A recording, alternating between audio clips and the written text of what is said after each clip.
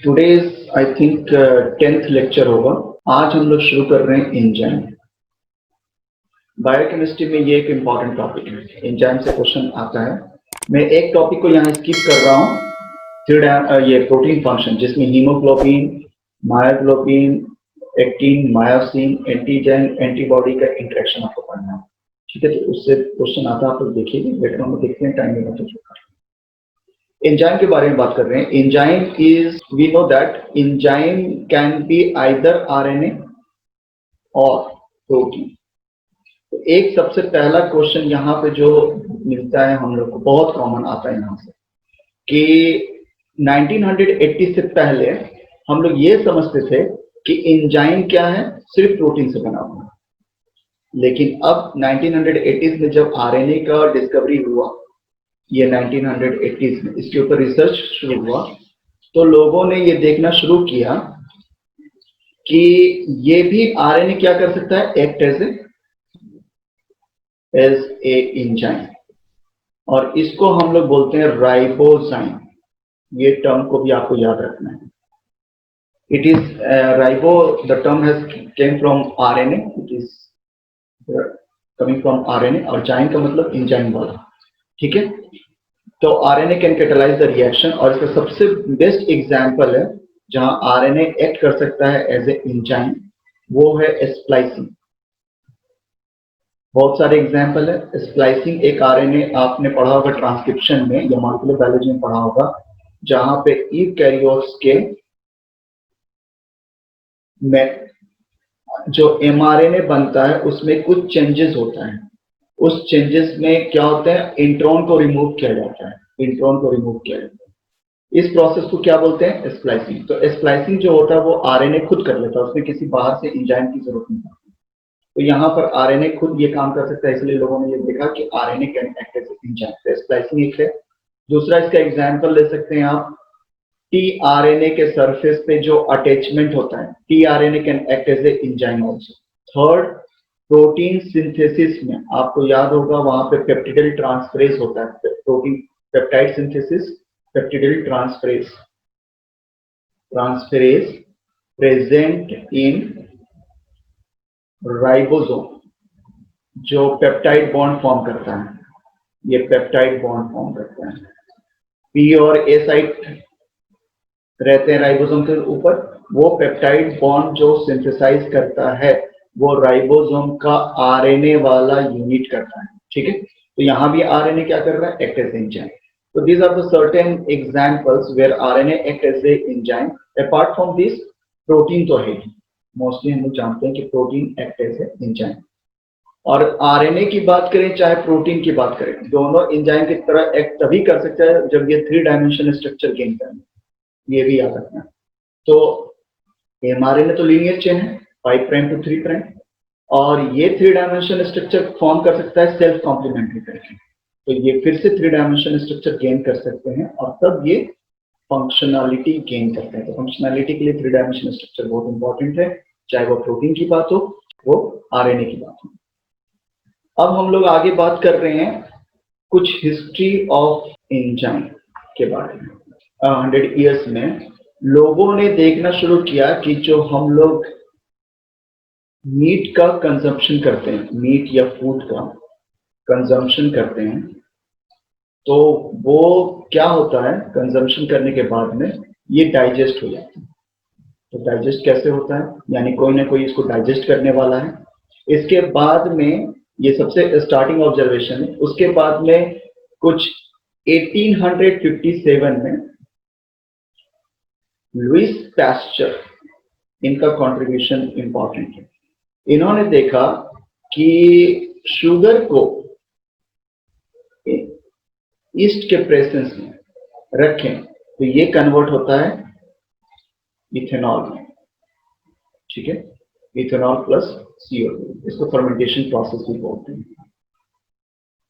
ये first time किन्होंने देखा था, लुइस पैस्चर ने।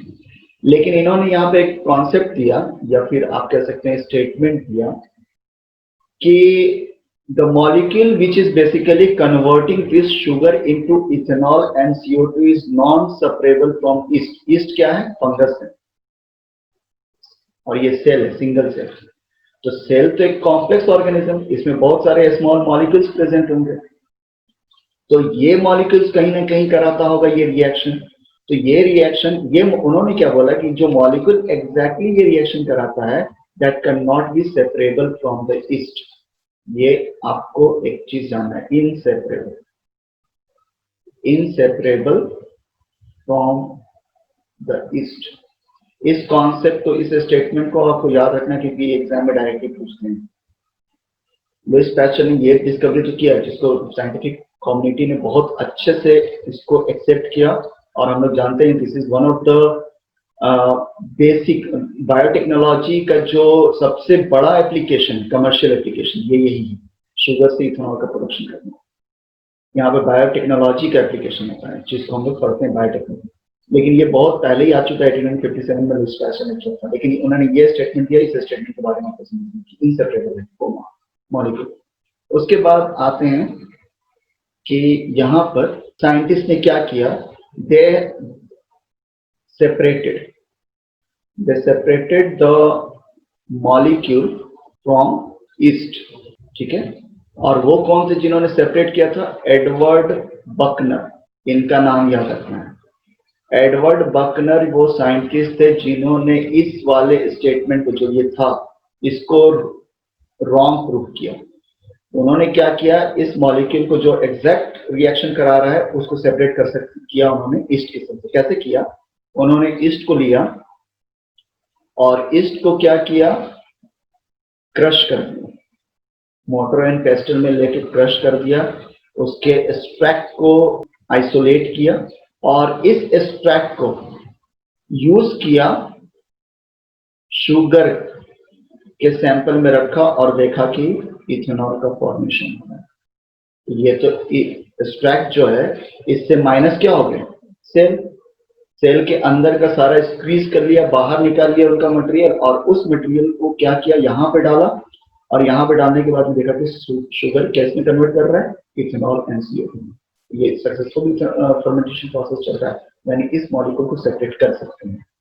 ऐसा नहीं है कि वो नॉन सेपरेबल है या इनसेपरेबल है, जैसा कि उन्होंने लुईस पैस्चर ने बताया था। तो बकनर का ये कॉन्ट्रीब्यूशन। उसके बाद एक और साइंटिस्ट आए, खूने, इन्होंने इस जो यहाँ पर एक्सट्रैक्ट है, ये एक्सट्रैक्ट, इसमें से बहुत सारे मॉलिक्यूल्स प्रेजेंट होंगे। इस मॉलिक्यूल जो बेसिकली ये काम कराता है, एग्जैक्ट मॉलिक्यूल, उनको भी नहीं मालूम है कौन सा मॉलिक्यूल है, लेकिन उस मॉलिक्यूल का नाम इन्होंने दे दिया एंजाइम। यहाँ पर ये समझना है कि एंजाइम टर्म किन्होंने दिया, खूने ने, ठीक है। अब इसके बाद में आ रहे हैं, 3 साइंटिस्ट हो गए। अब नेक्स्ट हम लोग बढ़ रहे हैं कि एक साइंटिस्ट थे जिनका नाम था समनर। इन्होंने क्या किया, यूरिएज एंजाइम को क्रिस्टलाइज किया। सबसे पहला जो एंजाइम को क्रिस्टलाइज किया गया था वो था यूरिएज एंजाइम। बेसिकली ये करता क्या है, तो यूरिया जो है, इसको ये एंजाइम अगर इस पर रहे तो ये इसको कन्वर्ट कर देगा CO2 N2 प्लस H2, यानी ऑक्सीडेशन, ऑक्सीडाइज कराता है यूरिया को, और क्रिस्टलाइज कर दिया गया। यानी इससे पता ये किया गया, क्रिस्टलाइज का मतलब क्या है कि इस यूरियस को देखा गया कि किस मॉलिक्यूल से बने हुए, इसका पूरा का पूरा स्ट्रक्चर फाइंड आउट कर लिया। तो ये देखा गया क्रिस्टलाइजेशन के बाद में कि ये जो यूरियस एंजाइम है, ये बना हुआ किससे है, प्रोटीन से। इनफैक्ट प्रोटीन भी बाद में एमाइनो एसिड से, तो एमाइनो एसिड पार्ट है प्रोटीन के, इसलिए ये बोला गया कि ये वाला जो यूरियस एंजाइम है वो प्रोटीन से बना हुआ है, ठीक है। ये समनर ने सबसे पहले देखा। इसके बाद जैसे ही ये स्टेटमेंट, ये मालूम चला कि यूरियस एक एंजाइम है जिसको क्रिस्टलाइज कर लिया गया और देखा गया कि ये प्रोटीन एमाइनो एसिड से बना हुआ है और ये एमाइनो एसिड पार्ट है प्रोटीन के, लोगों ने ये जनरल स्टेटमेंट दे दिया कि और all enzyme are made up of protein और एमाइनो एसिड। ये जनरल स्टेटमेंट आ गया। इसके ऊपर और कोई रिसर्च नहीं हुआ, यूरियस को ही लोगों ने डिस्कवर किया और उसके ऊपर ही काम करके ये जनरल स्टेटमेंट को दिया, all enzyme are made up of protein और एमाइनो एसिड। लेकिन इसके बाद कुछ और प्रोटीन को लोगों ने डिस्कवर किया, जैसे पेप्सिन, ट्रिप्सिन, ज्यादातर डाइजेस्टिव एंजाइम, ठीक है, काइमोट्रिप्सिन। तो लोगों ने देखा कि हाँ भाई सभी कोई जो ये प्रोटीन है सब किससे बने हुए हैं, एमाइनो एसिड से, प्रोटीन से। तो जो ये स्टेटमेंट था ये स्टेटमेंट करेक्ट था, ठीक है। ये स्टेटमेंट करेक्ट था टिल 1980s। अब ये स्टेटमेंट करेक्ट नहीं है क्योंकि आरएनए भी एंजाइम की तरह एक्ट कर सकता है, ठीक है। क्लियर, समझ में यहां तक आ गया। तो ये थोड़ा सा डिस्कवरी के बारे में समझना था एंजाइम से रिलेटेड। अब हम लोग आ रहे हैं कि एंजाइम जो है आज के डेट में बहुत सारे एंजाइम हैं और उनको हम लोग 6 class of enzyme, there are 6 class, ठीक है। और सबसे पहला OTHLIL इस ऑर्डर में रहेगी। सबसे पहला क्या आएगा, ऑक्सीडोरिडक्टेज। दूसरा कौन सा, ट्रांसफेरेज। तीसरा कौन सा, हाइड्रोलेज। चौथा कौन सा, लाइजेज। पांचवा कौन सा, आइसोमेरेज। 6 कौन सा, लाइगेज। ये ऑर्डर याद रखिएगा क्योंकि ये आप रेंडमली, ऐसा नहीं कि ट्रांसफरेज आपको पहले याद आ गया तो ट्रांसफरेज पहले लिखेंगे। ये ऑर्डर जो क्लास यहाँ पर है इनका ऑर्डर ये फिक्स्ड है कि फर्स्ट अगर बोल रहे हैं क्लास फर्स्ट एंजाइम तो वो ऑक्सीडोरिडक्टेज है। फोर्थ नंबर क्लास बोल रहे हैं तो वो लाइजेज में आएगा। इस क्लास को याद रखना है, आप इसको ध्यान दीजिएगा। अब आ रहे हैं हम लोग इसके बारे में कि यहाँ पर ऑक्सीडोरिडक्टेज से ये क्या करता है, जैसा नाम ही बता रहा है, ऑक्सीडेशन एंड रिडक्शन इसका काम करता है, ठीक है। तो यहाँ पर ऑक्सीडेशन रिडक्शन जो रिएक्शन कराते हैं उस तरह के एंजाइम को हम लोग क्या बोलते हैं, ऑक्सीडोरिडक्टेज। और ये जो एंजाइम है ये एंजाइम सबसे कॉमन, मोस्ट कॉमन, जितना भी एंजाइम डिस्कवर हुआ ऑलमोस्ट 50% यही कंट्रीब्यूट करता है, ऑक्सीडेटिव मोस्ट कॉमन। क्योंकि यहाँ पर क्या हो रहा है, किसी तरह का भी केमिकल रिएक्शन जो होगा उसमें या तो ऑक्सीडेशन होगा या तो फिर रिडक्शन होगा, इसी तरह के कॉमन होते हैं, ठीक है। तो इस तरह के रिएक्शन को ऑक्सीडोरिडक्टेज हम लोग बोलते हैं, मोस्ट कॉमन। अब आ रहे हैं सेकेंड वन, और यहाँ पर इन्वॉल्व कौन होगा, इलेक्ट्रॉन, ठीक है, इलेक्ट्रॉन या प्रोटॉन ऑक्सीडेशन रिडक्शन में। अब उसके बाद में आ रहे हैं नेक्स्ट वन, ट्रांसफेरेज। जैसा नाम बता रहा है ये क्या करेगा, transfer of functional group from one molecule to another molecule, यानी एक्सचेंज कराएगा। दो मॉलिक्यूल के बीच में अगर किसी को फंक्शनल ग्रुप को ट्रांसफर कराना तो उसको कौन कराता है, ट्रांसफेरेज। थर्ड एंजाइम टाइप आ रहे हैं हाइड्रोलेज। हाइड्रोलेज का मतलब है carrying the chemical reaction with release of water. Water को रिमूव करके जो केमिकल रिएक्शन कराया जाए उसको क्या बोलेंगे, हाइड्रोलेज। जैसे पेप्टाइड बॉन्ड का फॉर्मेशन, ग्लाइकोसिडिक का बॉन्ड, ग्लाइकोसिडिक लिंकेज, सब वहां पर क्या, वाटर का रिमूवल, तो हाइड्रोलेज एंजाइम वहां पर आएगा। अब आ रहे हैं थर्ड वन, लाइजेज। लाइजेज क्या करता है, डबल बॉन्ड, किसी भी एलिमेंट के बीच में डबल बॉन्ड को सिंगल बॉन्ड में कन्वर्ट कर सकता है, ठीक है। जैसे यहां पर एक H लगा दिया, यहां पर एक H लगा दिया, तो या तो डबल बॉन्ड को सिंगल में कन्वर्ट करना या सिंगल बॉन्ड को डबल में कन्वर्ट करना with the removal of certain functional group और एडिशन ऑफ प्रोटॉन, इसको बोलते हैं लाइजेज। जैसे C डबल बॉन्ड को C सिंगल बॉन्ड में कन्वर्ट करना, तो इस तरफ यहाँ पर क्या हो जाएगा, अटैचमेंट होगा फंक्शनल ग्रुप का, ठीक है। तो इस तरह के रिएक्शन को या तो फॉरवर्ड या तो रिवर्स, मतलब वाइस वर्सा, दोनों तरफ से कर सकते हैं। तो इसको हम लोग बोलते हैं लाइजेज। इवन सेम में कोई जरूरी नहीं है, यहाँ पे मैंने सेम सेम लिखा है, ऐसे कोई जरूरी नहीं है। CO को भी, जैसे ये तो अलग अलग के बीच में, तो यहाँ पर भी किसी अदर का एडिशन हो जाए फंक्शन को, उस तरीके से। आइसोमेरेज के बारे में आ रहा है। आइसोमेरेज जैसा नाम बता रहा है, ये इंटर कन्वर्टेबल, यानी वन मॉलिक्यूल को अनदर मॉलिक्यूल में कन्वर्ट करेगा। Structural difference, one molecule change to another molecule, but this will be isomeric form, isomeric form। इसका बेस्ट एग्जांपल क्या हो सकता है, हम लोगों ने पढ़ा है कहां पर, एमाइनो एसिड। कौन सा एमाइनो एसिड, दो एमाइनो एसिड थे जो आइसोमेरिक थे, तो लिसिन और आइसोलिसिन। लिसिन और आइसोलिसिन को अगर इंटर कन्वर्टेबल कराना है एक दूसरे फॉर्म में, तो वहां पर कौन सा एंजाइम आ जाएगा, आइसोमेरेज। ये और ट्रांसफरेज में एक बेसिक डिफरेंस समझ लीजिए। ट्रांसफरेज क्या करता है, वन मॉलिक्यूल से दूसरे मॉलिक्यूल में क्या करता है, फंक्शनल ग्रुप को ट्रांसफर करता है। ये सेम मॉलिक्यूल में करेगा, एक ही मॉलिक्यूल को दूसरे में कन्वर्ट कर देगा bye shifting their functional group और मिथाइल ग्रुप, तो उसको बोलते हैं आइसोमेरेज। अब आ रहे हैं लाइगेज। लाइगेज वो सारा काम करता है जो लाइजेज करता है, यानी डबल बॉन्ड को सिंगल बॉन्ड में, सिंगल बॉन्ड को डबल बॉन्ड में, लेकिन इसके साथ में एटीपी चाहिए, ये बिना एनर्जी के काम नहीं करेगा। तो इन 6 में से एनर्जी सिर्फ लाइगेज को चाहिए, एटीपी के फॉर्म में या एनएडीएच के फॉर्म में या एफएडीएच2 के फॉर्म में या जीटीपी के फॉर्म में एनर्जी सोर्स चाहिए इनको। बाकी सारे जो 1 to 5 इनको एनर्जी नहीं चाहिए। तो ये एक कॉमन क्वेश्चन यहाँ से पूछता है कि कौन सा एंजाइम को एनर्जी चाहिए, और ऑर्डर आपको उसी में याद रखना है। तो ये होप्स हो कि आपको क्लियर हो गया हो। क्लास बहुत इंपॉर्टेंट, यहाँ से एग्जाम में क्वेश्चन आता है। अब इसको एटीपी ग्लूकोज बहुत कॉमन एग्जाम्पल है, ग्लूकोज 6-फॉस्फेट प्लस एडीपी, हेक्सोकाइनेज। ये एंजाइम कौन कराता है, हेक्सोकाइनेज, ग्लाइकोलाइसिस का फर्स्ट रिएक्शन। ठीक है, तो इसका साइंटिफिक नेम इस एंजाइम का क्या है, एटीपी ग्लूकोज फॉस्फो ट्रांसफरेज। ये इसका पूरा नाम है, साइंटिफिक नेम। लेकिन शॉर्ट फॉर्म में या कॉमन नेम हम लोग इसको क्या कहते हैं, ये कॉमन नेम है। ठीक है, कॉमन नेम हम लोग इसको बोल रहे हैं हेक्सोकाइनेज। लेकिन यहाँ पर इसका साइंटिफिक अगर कोई बोले कि फुल नेम बताइए, कि ये होगा एटीपी ग्लूकोज फॉस्फोट्रांसफेरेज, ये इसका पूरा फुल नेम है। और इसी को हम लोग एंजाइम कमीशन नंबर से रिप्रेजेंट करते हैं, ईसीसी नंबर।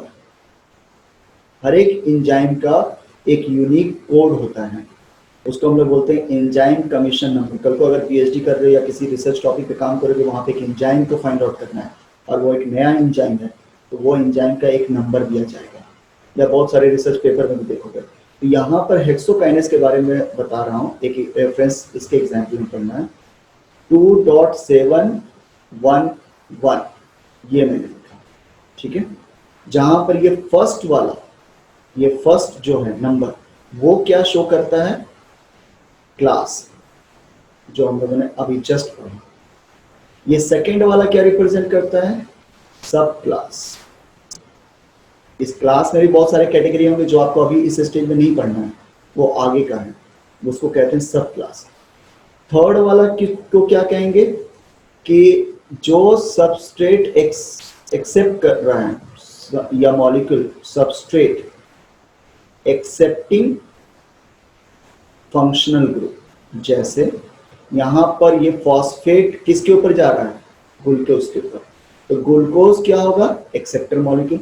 तो यहाँ पर हम लोग क्या हो जाएगा, थर्ड कैटेगरी किस कैटेगरी में है, ग्लूकोज, ये फर्स्ट वाला नंबर। और ये उसके बाद वाला जो नंबर है, फोर्थ नंबर, इसको हम लोग कहते हैं functional group which is accepting. एक मॉलिक्यूल है और उसके बाद हम लोग लिख रहे हैं functional group which is accepting क्या, ये फॉस्फेट। तो आपको मालूम है कि फॉस्फेट कौन एक्सेप्ट करेगा, ग्लूकोज पर 6 पोजीशन पे OH रहता है। ये रिएक्शन आपको कुछ हद तक आपने पढ़ा होगा, ये इस तरह का कुछ स्ट्रक्चर रहता है, CH2OH, ये शुगर है। और फॉस्फेट यहाँ पर कहाँ ऐड होता है, इस OH पर, इस OH, और यहाँ पर फॉस्फेट ऐड होगा। तो मॉलिक्यूल कौन एक्सेप्टर है फॉस्फेट का, ग्लूकोज, ये थर्ड नंबर हो गया। और इस पर कौन सा फंक्शनल ग्रुप है जो कि फॉस्फेट को लेगा, एक्सेप्ट करेगा, वो होगा फोर्थ नंबर। तो यहाँ पर फॉस्फेट है। ये बस एक एग्जाम्पल समझना है, यहाँ पर आपको सिर्फ एग्जाम में इससे हो सकता है कि पूछे कि फर्स्ट, सेकंड, थर्ड और फोर्थ क्या क्या है रिप्रेजेंटेशन, ये क्या रिप्रेजेंट करता है, लेकिन इसको डिटेल में नहीं समझना, डिटेल में सिर्फ समझना है क्लास को। अब देखिए यहाँ पर क्लास है सेकेंड, सेकेंड क्लास कौन सा था, अगर हम लोगों ने देखा ऑक्सीडो ट्रांसफेरेज, OTHLIL, तो सेकेंड नंबर यानी कि ट्रांसफेरेज होगा। इसलिए देखिए यहाँ पर क्या आया है, ये एटीपी ग्लूकोज फॉस्फोट्रांसफरेज। ये कल को यहां पर अगर फर्स्ट रहता तो यानी ये ऑक्सीडोरिडक्टेज रहता, कल को यहाँ पे फोर्थ रहता तो लाइजेज रहता। समझ में आ गया? तो एग्जाम में हो सकता है ये फर्स्ट वाले से कंफर्म पूछे, सेकंड, थर्ड और फोर्थ क्या रिप्रेजेंट कर रहा है ये आपको समझना है। तो ये एक एग्जांपल आपको समझना था इसके रेफरेंस में। बस अब जो क्वेश्चन इंपॉर्टेंट आता है एंजाइम से, enzyme shows two basic property, two important properties, और इसी से क्वेश्चन रहता है। ये डायरेक्ट दो जो प्रॉपर्टीज बता रहा हूँ इसी से स्टेटमेंट वाइज रहेगा। याद रखिएगा कि एंजाइम दो प्रॉपर्टी शो करता है। पहला, enzyme increases the rate of reaction, ये किसी भी रिएक्शन का रेट इंक्रीज कर देगा, ठीक है। Second statement, enzyme does not को मैं अंडरलाइन कर रहा हूं, ठीक है, does not change the chemical equilibrium. ये दोनों टर्म आप लोगों ने क्लास 11th 12th की केमिस्ट्री में पढ़ा था। काइनेटिक्स, इसको हम लोग क्या लिख सकते हैं ऊपर वाले को, रेट ऑफ रिएक्शन का मतलब क्या हो रहा है, काइनेटिक्स की बात कर रहे हैं, केमिकल काइनेटिक्स। इसको दूसरे तरीके से ये भी बोल सकते हैं, रेट ऑफ रिएक्शन को रिएक्शन वेलोसिटी भी कह सकते हैं, ठीक है। तो ये दो स्टेटमेंट को आपको एकदम अच्छे से समझ लेना, और इसी से एग्जाम में क्वेश्चन आता है ये direct, which of the statement is correct और नॉट करेक्ट। अब ये दोनों के बारे में घुमा फिरा एंजाइम क्या करता है, रेट ऑफ रिएक्शन को इंक्रीज करेगा, और ये किसको टच नहीं करता या चेंज नहीं करता, केमिकल इक्विलिब्रियम। तो सबसे पहले आ जाते हैं हम लोग किसके बारे में, rate of reaction. Rate of reaction को हम लोग RxN में लिख रहा हूं, ठीक है। अभी यहां पर जैसे कोई सबस्ट्रेट और प्रोडक्ट का कन्वर्जन है, ठीक है, इस रिएक्शन को होने में हो सकता है कुछ टाइम लग रहा हो, और वो टाइम को मैं कैलकुलेट कर रहा हूँ 1 ईयर, कि ये अगर एंजाइम नहीं रहे, सिर्फ सबस्ट्रेट का छोड़ दें, तो हो सकता है वो प्रोडक्ट 1 साल या 10 साल या 10 मिलियन के बाद में ये कन्वर्ट हो जाए प्रोडक्ट। ये इसकी नेचुरल टेंडेंसी के सबस्ट्रेट प्रोडक्ट में कन्वर्ट करेगा। तो एंजाइम अगर आप डालते हो तो इसको क्या करते हो, एंजाइम का काम क्या है कि ये जो 1 ईयर है उसको हो सकता है ये 10 मिनट में कन्वर्ट कर, दैट्स ऑल, और कुछ नहीं करेगा enzyme. Enzyme increases only the rate of reaction which has natural tendency to occur. ये सबस्ट्रेट का प्रोडक्ट में कन्वर्ट करना नेचुरल टेंडेंसी है, वो किसके ऊपर डिपेंड करता है, डेल्टा जी के ऊपर, उसके ऊपर बांधना है। अगर ये रिएक्शन होना है तो एंजाइम डालने से क्या होता है, वो रिएक्शन फास्ट हो जाए, बस इतने ही। ऐसा नहीं है कि ये अगर सबस्ट्रेट अब प्रोडक्ट में कन्वर्ट नहीं होता है तो एंजाइम डालने से वो प्रोडक्ट में कन्वर्ट हो जाएगा, नहीं, वो नहीं हो। कि रेट ऑफ रिएक्शन, सपोज ये वाला सबस्ट्रेट टू प्रोडक्ट कन्वर्ट कर रहा है तो इसका रेट ऑफ रिएक्शन क्या होगा, तो rate of reaction is always proportional to substrate concentration. ये प्रोडक्ट पे डिपेंड नहीं करता, इनिशियल सबस्ट्रेट कितना है, जैसे हो सकता है यहाँ पे 100 है तो ये 100 मॉलिक्यूल इधर कन्वर्ट करेगा, ठीक है।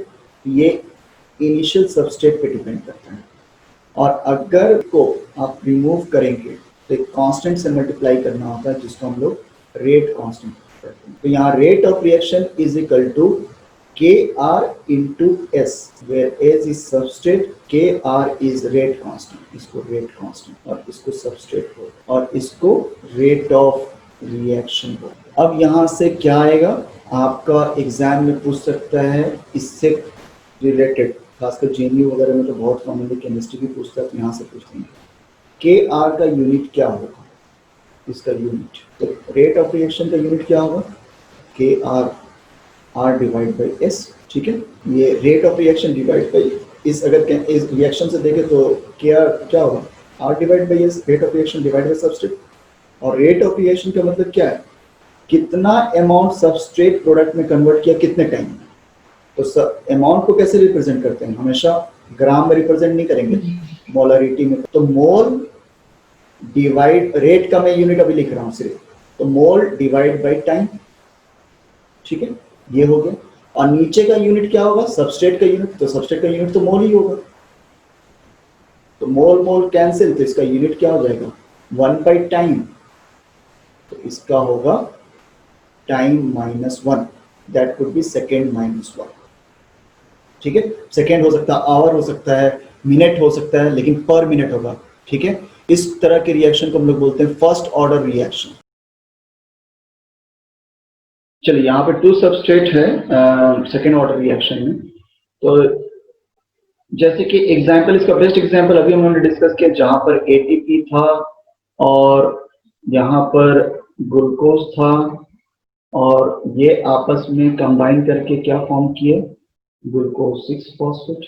यहाँ पर एक सबस्ट्रेट ये वाला, दूसरा सबस्ट्रेट ये वाला, तो इस तरह वाले में रेट डायरेक्टली प्रोपोर्शनल किसके ऊपर हो जाएगा, दोनों सबस्ट्रेट के ऊपर। और यहाँ पर अगर हम लोग कांस्टेंट लगाएंगे तो KR/S1 और S2 पर आ जाएगा, इन दोनों फैक्टर पर डिपेंड कर जाएगा रेट ऑफ रिएक्शन। तो यहाँ पर अगर मैं ये पूछूं कि KR का यूनिट क्या होगा फॉर सेकेंड ऑर्डर रिएक्शन, तो कैसे फाइंड आउट करेंगे, R divide by substrate 1 and substrate 2, दोनों मल्टीप्लाई होगा। रेट का ऑलरेडी हम लोग को मालूम है, मोल डिवाइड बाई टाइम, ये ऑलरेडी इसका है। और फिर उसके बाद में दोनों का यूनिट सबस्ट्रेट का क्या, मोल, इसके लिए भी और दूसरे वाले के लिए भी, तो एक एक मोल कैंसिल हो जाएगा। यहाँ पर एक ये कैंसिल, तो क्या आ जाएगा इसका यूनिट, मोल -1, टाइम का जो भी यूनिट हो वो -1। ठीक है, अब यहाँ पर दूसरा इंपॉर्टेंट चीज कि अगर 2 सबस्ट्रेट हैं एक रिएक्शन, फॉर एग्जांपल यहाँ पर मैं ये कहूं कि एक रिएक्शन जो है, रिएक्शन नंबर 1, इसका KR वैल्यू 0.1 है, डेफिनेटली यूनिट सेकेंड 1, तो यूनिट देख के आप पहचान लेंगे कि फर्स्ट ऑर्डर है सेकेंड ऑर्डर, ये फर्स्ट ऑर्डर रिएक्शन। और दूसरा रिएक्शन है सेकेंड नंबर, और इसका KR वैल्यू है 100 सेकेंड -1। कौन रिएक्शन फास्ट हो रहा है, कौन स्लो हो रहा है, फास्ट कौन सा ज्यादा है, दोनों में से। नहीं, आंसर होगा यहाँ पर second reaction is more fast. Simple सी बात है ना भाई, यहाँ पर देखिए के की वैल्यू क्या दी हुआ है, के मैंने बताया कि रेट कांस्टेंट है, ठीक है, और यहाँ पर ये वाला डिपेंड करता है कि कितना एक सेकेंड में कितना सबस्ट्रेट प्रोडक्ट में कन्वर्ट कर रहा है। तो अगर यहाँ पर मैं ये कह रहा हूं कि 0.1, तो इसका मतलब क्या है कि एक सेकेंड में 0.1 मोल प्रोडक्ट में कन्वर्ट हो, और दूसरे वाले रिएक्शन के लिए क्या हो रहा है, 100 मोल एक सेकेंड में कन्वर्ट हो रहा है। तो विच वन इज फास्टर, तो सेकेंड वाला ज्यादा फास्टर है। ठीक है, तो चलिए आज हम लोग क्लास यहीं तक रखते हैं। नेक्स्ट टॉपिक, क्योंकि नेक्स्ट टॉपिक में केमिकल इक्विलिब्रियम पे बात कर रहा हूँ, तो वो कम से कम आधा घंटा मुझे चाहिए होगा। तो आज का क्लास यहीं तक रख रहे हैं, और नेक्स्ट क्लास में हम लोग उसके ऊपर बात करेंगे।